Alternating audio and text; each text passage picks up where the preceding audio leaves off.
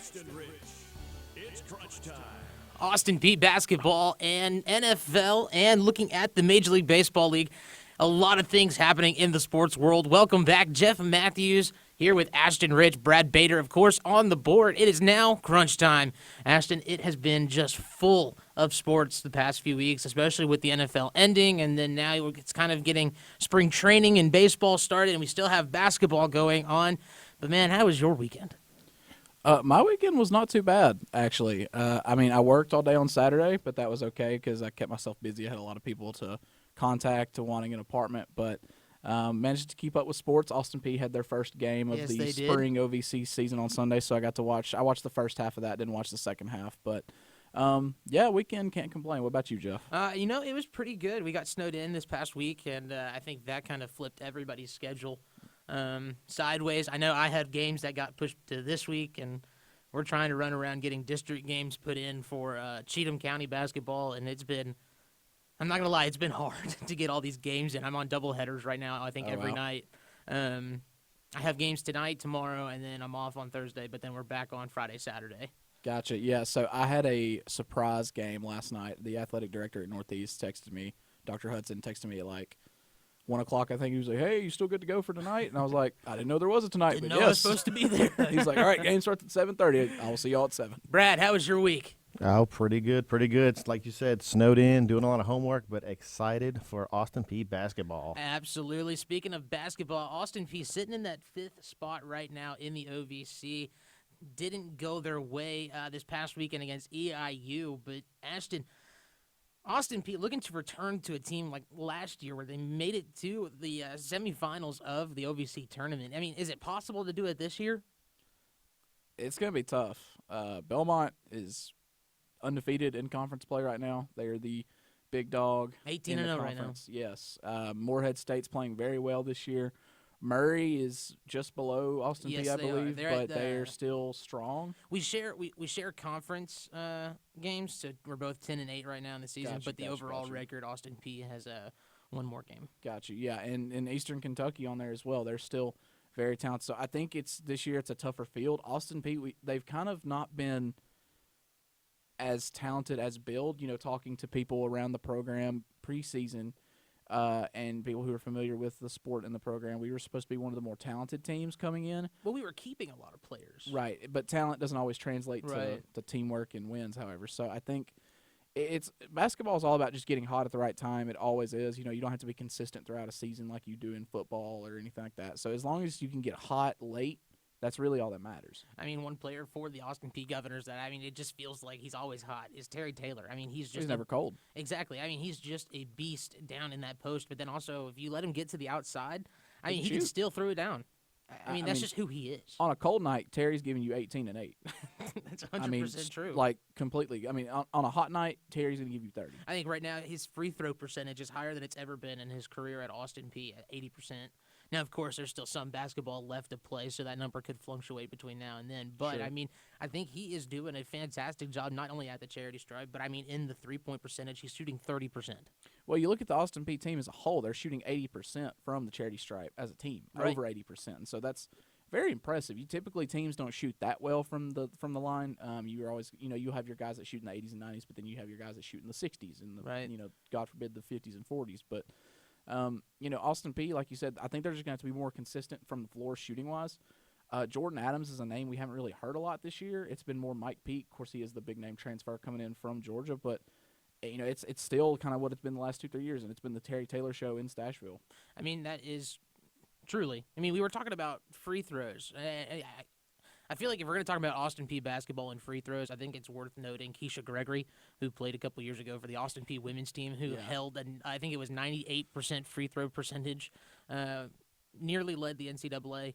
And, she was just an outstanding free throw shooter and won a lot of games for the Austin Peay Governors just being at that free throw line. She was just a guarantee from the line. It was if Keisha went to the line, you just knew, okay, well, these are going in. So just going in completely. So now let's talk over to the OVC standings. We kind of already touched them a little bit. Belmont sitting on that number 1 spot. Morehead State coming in at 2nd. Eastern Kentucky 3rd.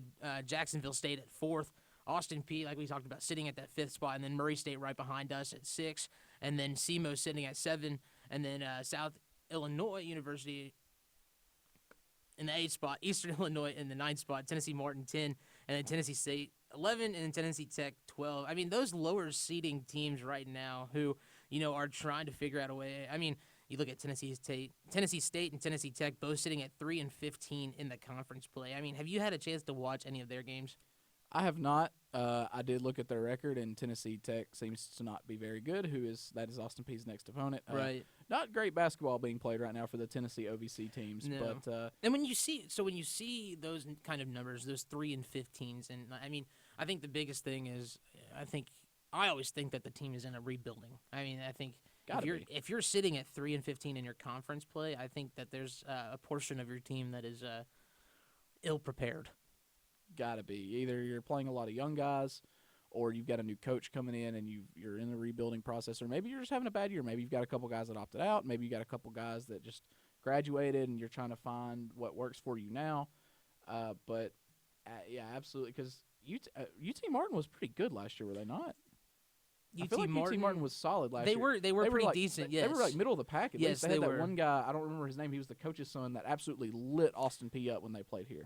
Of course, I'm going to forget as well. But yes, I do remember who you were talking about. But UT Martin has kind of been in that pack, and I'm pretty sure last year when we were covering them, Austin Peay made the game. It was a pretty close game between UT Martin, if I remember correctly. It was, yeah. But I'm surprised Eastern Kentucky is up there at 3. When I watched them in the OVC tournament, not last year, or was it last year? It was last year. We did have the OVC last year. When I watched Eastern Kentucky in the OVC tournament last year, it just seemed that they had some kind of missing puzzle piece to their offense, where it just seemed that there was miscommunication out on the court sometimes. It looked like a couple players weren't taking looks at passes. But it looks like that Eastern Kentucky has really been able to make a lot of improvements in that, and now they see themselves in that 3rd spot, sitting at 13-5 in the conference. Yeah, admittedly, I will take your word for it.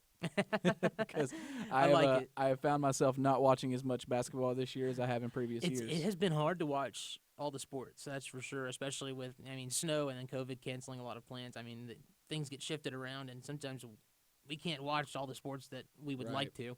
But now let's just jump over into the Austin Peay football world. Everybody was excited to have football back in Clarksville, even though we were playing down in Cookeville. But, let's jump into what did you see during this Austin Peay football game? I know you said you only were able to watch part of it. But, it seemed Austin Peay started off pretty strong. Were able to kind of hold together. But then kind of towards the end there just kind of lost a step. So, from a defensive perspective, I thought Austin Peay played a great game. The 7 or 8 sacks on defense. Cordell Jackson and Jack McDonald were flying around, making plays like they always do. Defensive line was playing very well.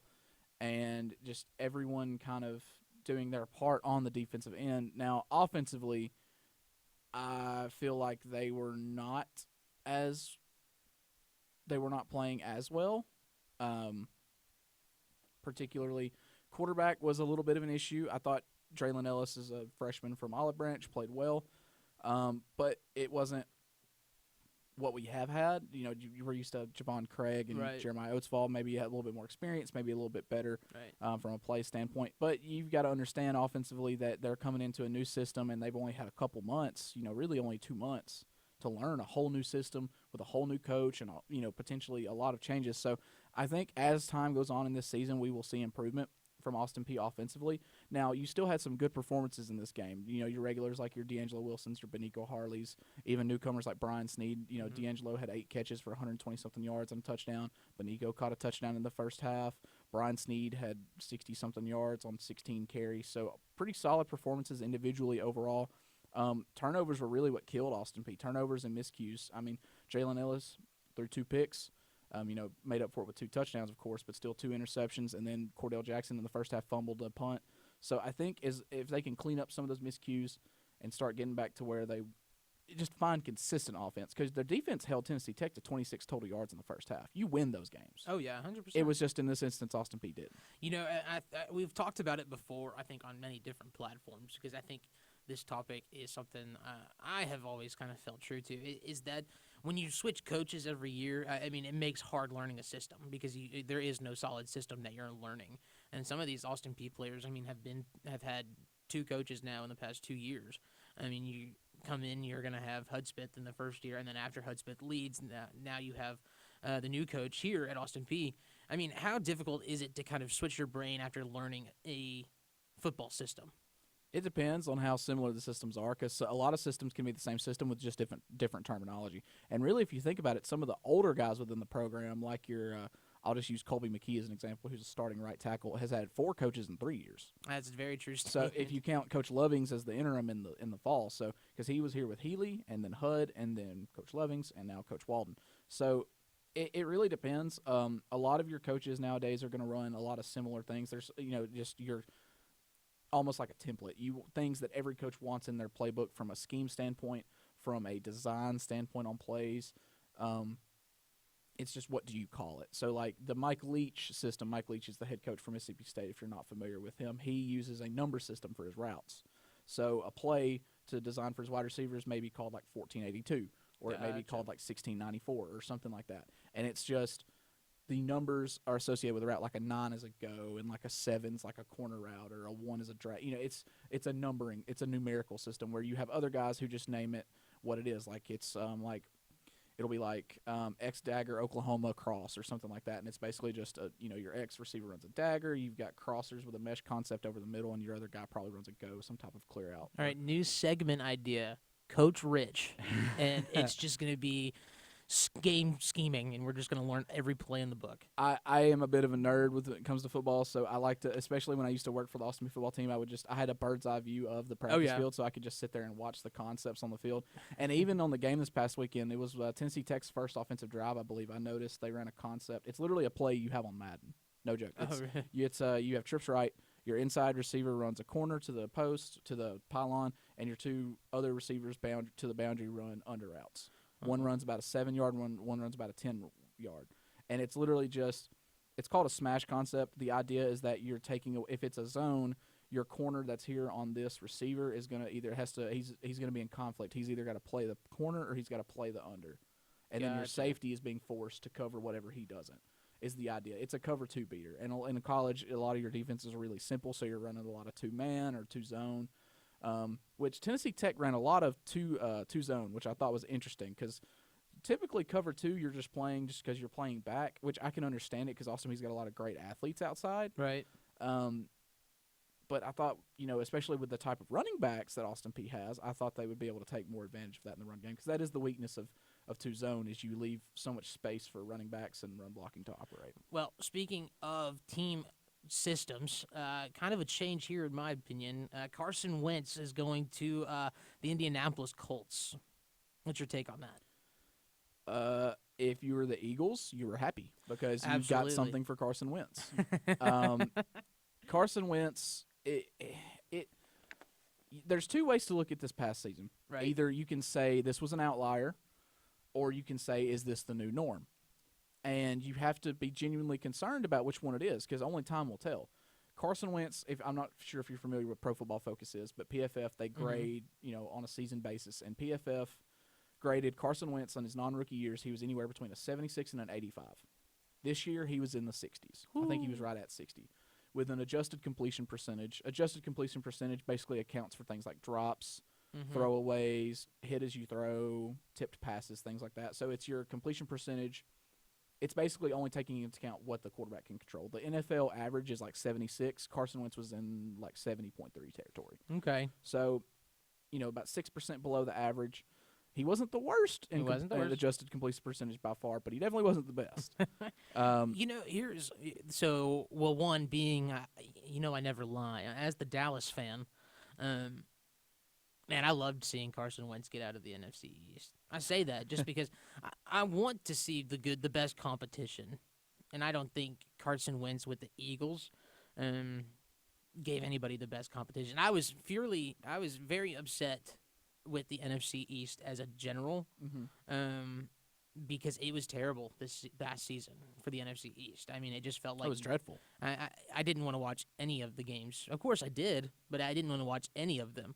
But I think if you are the Eagles, I mean, do you go after a big name quarterback who's on free agency? I mean, Deshaun Watson wants out of Houston, and then you have other players like Who else is in the free agency at quarterback right Dak now? Prescott. Dak Prescott is, and that would be Heartbreaking wild. for you. Another DeMarco Murray situation. It would be absolutely heartbreaking for you, I'm sure. I don't think I could come to work. I would leave. I would. But Dak is your big ticket quarterback this year in free agency. There's not any. There's other not ones. anybody Mitch else. Trubisky, Yeah, I think that's is a free true. agent. Yeah, I think but, you're right. Nah. Andy Dalton. Andy Dalton's on his. Sure. I mean, you can throw him in with that. Andy Dalton, I don't think would do well with the Eagles. The Eagles, I think, signing a veteran like Andy Dalton. So I think if I'm the Eagles, it depends on what my draft looks like. If I'm not drafting a quarterback if I'm the Eagles because I think Jalen Hurts played well enough to warrant getting a shot, and so I think you sign a veteran backup like a Andy Dalton, like a one of those Andy Dalton type guys that you can throw in as a starter, and he might win you 6 or 7 games. He might make the playoffs for you. Thanks. But Cowboys had a lot of other or problems. gets a concussion. Cowboys had a lot of other problems, especially when it was DiNucci time. It was but everywhere. DiNucci time. The Nooch, but. I think you give Hurts a shot, and I think you sign a veteran backup like an Andy Dalton, and you try and see what Hurts has got. And if you don't do well, then you kind of throw the season away because you've got quarterbacks coming out next year as well. You've got Sam Howell out of North Carolina. You've got Keaton Slovis from USC. You've got Spencer Rattler from Oklahoma. You've got a lot of quarterbacks still coming out next year. Obviously, not where this class is right now. But for me, the Eagles aren't picking high enough, I don't believe, to take a quarterback. They might. No, they're not. I think picking like 12th. They're in the teens. I think they're in the teens. So I mean, they could get a Kyle Trask, get a Mac Jones, but I think I like Mac Jones. That's a topic for another time. That is a topic for another time. But I'm also a fan of Mac Jones. But I think you give Hurts a shot. I think he played well enough to earn a shot. I think he's played well enough at how many different colleges? 3. 2 was it? It was Oklahoma and Alabama. That's right. I mean, he played well in both of those schools, I think, and then he jumps over into the NFL. I think he's, like you said, has had an ample amount of opportunity to show that he can definitely have that starting role. And I think for the Eagles, I think it would be something new and it'd be something like kind of refreshing for them, and just kind of being able to kind of then build a system around the quarterback. I think would work well. Are there any accessory players that you would like to see put on the Eagles with Jalen Hurts? I think if you're the Eagles, you have to pursue, because you don't have. They released Deshaun Jackson. They're planning on releasing Alshon Jeffrey. So theoretically, right now, their best receiver on roster is your pick, Greg Ward or Jalen Reagor. Right. So I think you go after with that high pick. You go after a Devontae Smith. You go after a Jamar Chase. One of those guys. Jamar Chase probably is not escaping the top 10, but Devontae Smith should be at their pick. Doesn't profile necessarily as an alpha receiver in the NFL, but he was getting it done all over the place at Alabama. Jalen Waddle's an interesting pick. Then that would give you 2 really athletic guys on the outside, and him and Reagor. Defensively, do you go after J.J. Watt for the Eagles? I think it's worth an inquiry. I to think, me, J.J. Watt, he's already made all the money in his career. That's true. He's not looking for any. He's not looking for money. He's looking for rings, and That's I don't true. think the Eagles can offer him a ring. It's 100% true. Well, you said, people keep saying that he's chasing a ring, but then other people say he wants to end it in Pittsburgh with his brothers, which I don't think. I think both are acceptable for Pittsburgh. I agree 100%. Well, then you saw J.J. Watt I forgot if he said something or somebody posted something about him going to Cleveland. I've seen Cleveland be mentioned as a spot. I think my favorite landing spot for him is the Bills, because it makes sense as a Super Bowl contender and as a fit, because the Bills defensive line. Because the Bills and the Buccaneers really had the same game plan for the Chiefs. The Bills just couldn't execute. I will say this. If you didn't get to see his video that he posted on Twitter, he said that he has loved Texas and cannot imagine life without it. I'm just saying, can we see old JJ going to the Cowboys? He has no purpose being at the Cowboys. Come on to Jerry's World, baby. I mean, y'all are gonna have to figure out something to do with Dak first. That's a true statement. That's true. I heard we might not even have someone. I think someone said that we might not have cap space on him. You're not going to. Yeah. You're not going to be able to re-sign Dak because you guys re-signed Amari Cooper and Zeke. Yeah, like it's $37.7 million to franchise tag Dak. Yep. And we have, I think, 36. Better start making some cuts, Jerry. Jerry gonna go find some. Go ahead and cut Sean Lee if he hadn't retired already. That boy, man, he needs to retire. I love Sean Lee. Don't get me wrong. Sean Lee was a great outside linebacker. Great. I think he could be a great coach. I think he'd be a great linebackers coach, because I think him coaching Van Der Esch and then I believe it's Xavier Woods. I think that would be fantastic for the Cowboys to have Sean Lee put in that role. Sure. Just to kind of build that defense up, because the defense did struggle. I mean, there were times that the defense looked fantastic, but on the other times, I mean, it was just one of those things. It was one of those things. But speaking of the Cowboys, I mean, we've kind of touched on it already. Dak/Deshaun. I mean, Deshaun Watson. There have been people saying that the Cowboys should trade, that the Texans should trade Deshaun for Dak. Are we talking about a Texans-Cowboys trade here, like a QB swap? Wow, yeah, that'd be interesting. It would be a QB swap, and then I believe the Cowboys would, they would be also a first-round pick, I think is what they said. To be. It would have to be. Because the price that the Panthers are reportedly I knew I would get that sentence out eventually. Is Christian McCaffrey and 3 firsts. Yeah, which is insane. I was about to say I don't know if I would put McCaffrey. I mean, Deshaun Watson's absolutely worth it. But, yeah, I agree. I don't know if I like Deshaun. To me, he's one of those. It has to be a perfect place quarterback. I don't know that I necessarily agree with that, because if you take Deshaun Watson away from the Texans this year, they probably go 0-16. But who's quarterback then? I mean, it would have been. Are you saying if AJ McCarron?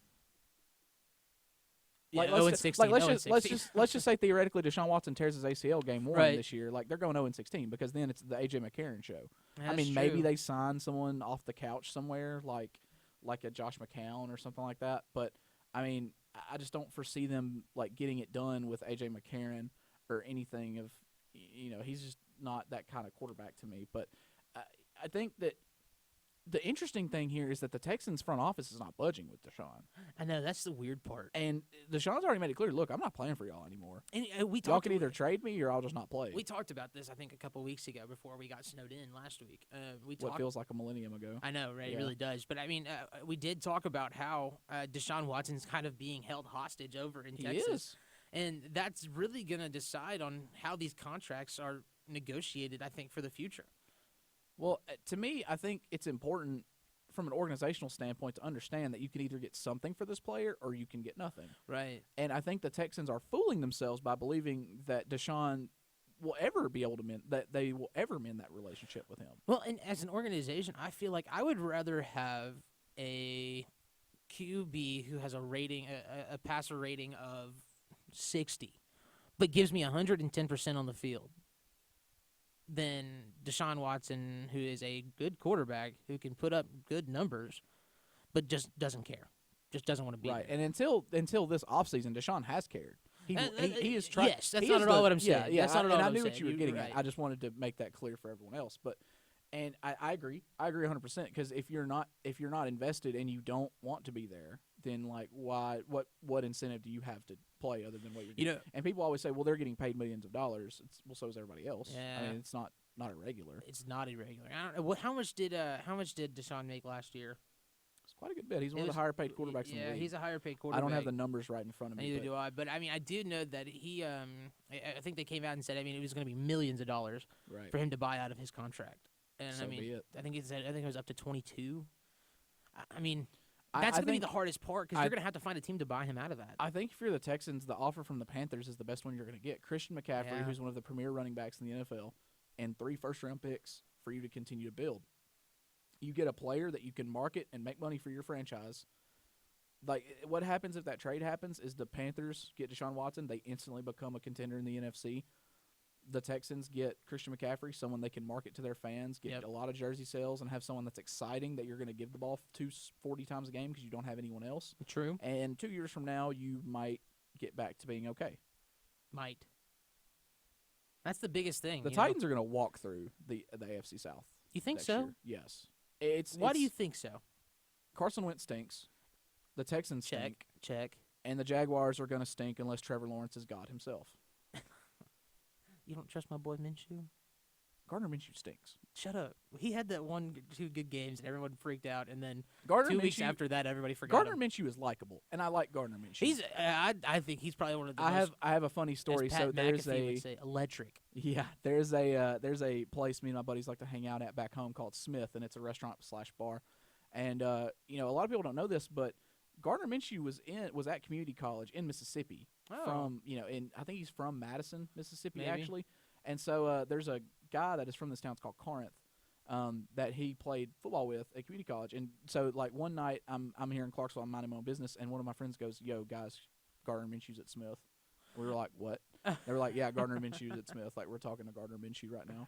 And apparently he's like a super cool guy. Like he was, doing his classic, young man thing of, enjoying a few beverages and singing along to Tyler Diet Childers. Pepsis. And yes, absolutely, and doing his thing. So Gardner Minshew's an extremely likable guy, but he's not going to win you very many NFL games. No, I don't think he is. But I think that kind of comes with his personality. That's just something that he is kind of taking a persona of. He's kind of just a laid back kind of guy.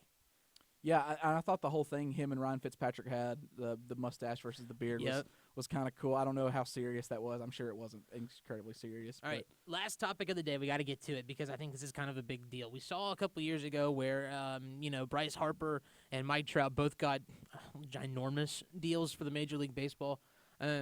Now we're seeing Fernando Tatis, who plays for the Padres, gets a 14-year $340 million contract. Now, I know you're looking at me with kind of wide eyes because I don't think you know too much about baseball. Admittedly, I do not. Contracts. But I will say this has been I don't agree with big contracts. I'm not a fan of it either, personally. I'm not a fan of it because I personally think that that decreases the value of that player. In my opinion. To other teams, yeah. To other teams, right? That and to their team because, they're paying him for what Fernando Tatis has done now. He's only been in the league for a few years. Right. I think he could have, if he had waited 4 more years maybe and then signed a big contract like this, I think he would have gotten much more than $340 because I think he would have then been able to develop himself as a player. And I think that can go across for every sport. So that's why I kind of talk about this because I feel like since you don't know a little bit too much about the baseball side of it, but let's just think about it in the general aspect, right? Do you think signing these big contracts early in one's career damages their value? I don't necessarily mind the dollar amount. I have a problem with the 14 years. Right. I think to me, it's just ludicrous to sign a contract for 14 years. Well, I think that's. Can you imagine if you walked in Lowe's tomorrow and they're like, "Hey, we want you contracted for 14 years"? I would hand them my vest, and then I would go back to my truck. Exactly. Like, that is insane. Yeah. I cannot imagine. Like, now, baseball contracts are fully guaranteed, so I get the money. Yeah, that's the thing, the right? 14 years is what blows my mind, because he's got to be, what, like 20 or 22 already? 23 maybe? Like I said, I think do he's not 23. know anything about 23. baseball. I think he's 23. So he's contracted until he's 37. Yeah. He Insane. literally has no worries That's at insane. all. And I think it's 340. He's not a pitcher, right? He's like a player. Yeah, he's a player, yeah. Okay. He's in the field insane. player. It's just insanity. wild to see somebody sign such a big contract like that. Because I also think that there's, on a personal level, with some of these players, they don't want to necessarily be with a team for that long. I wouldn't want to be. Right? Unless I just but then really the loved money it. comes in, and they're like, I may never see this kind of money again. Right. Let me go ahead and sign it. And I Yeah. think that, I think that's selling yourself short. Now, obviously, Sure. I don't know if Fernando Tatis did that at all, but I'm just saying that's my own personal opinion about him. But that does wrap up our show for today. It's been a great time, Brad. Thank you so much for being here. Ashton, Brad the man. great to have you as well. We will see you next week on Crunch Time.